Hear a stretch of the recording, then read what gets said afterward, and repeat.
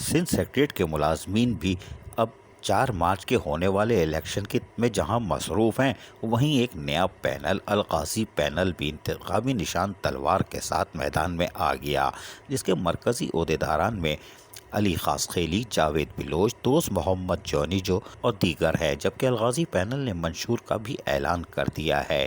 الغازی panel نے کامیابی کے لیے all Pakistan local government workers federation کے مرکزی چیئرمین سید ذوالفقار شاہ سے بھی رابطہ کیا ہے اور ان کو الغازی پینل کے حوالے سے بتایا کہ وہ محنت کشوں کے حقوق کی جدوجہد کے لیے میدان عمل میں آئے ہیں اور 4 مارچ کو ہونے والے الیکشن میں الغازی پینل تلوار یقیناً کامیابی حاصل کرے گا، جو کہ سندھ سیکریٹریٹ کے ملازمین کے حقوق کا مکمل تحفظ کرنے کا عزم کرتا ہے۔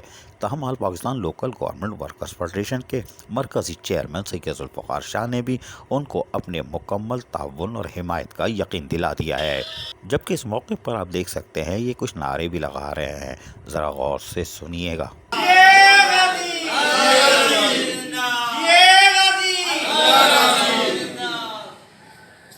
جبکہ اس موقع پر انہوں نے کچھ اظہار خیال کیا، ذرا وہ بھی سنوا دیتے ہیں، سنیے ذرا۔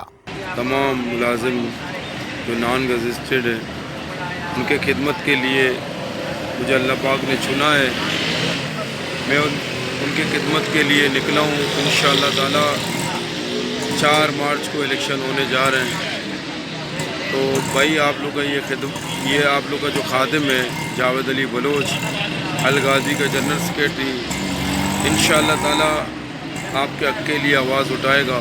سندھ سیکریٹریٹ میں 4 مارچ کو ہونے والے الیکشن کے لیے الغازی پینل کی سرگرمیاں عروج پر ہیں۔ ہار جیت کوئی بڑی بات نہیں، محنت کش حقوق کے تحفظ کے لیے جو بھی کام کرے گا وہ سرخرو ہوگا۔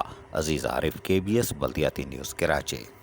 ایسی ہی خوبصورت ویڈیوز فیوچر میں حاصل کرنے کے لیے ریڈ بٹن پر کلک کر کے اور بیل آئیکن کو پریس کر کے ہم سب کے سبسکرائبر بننا مت بھولیے۔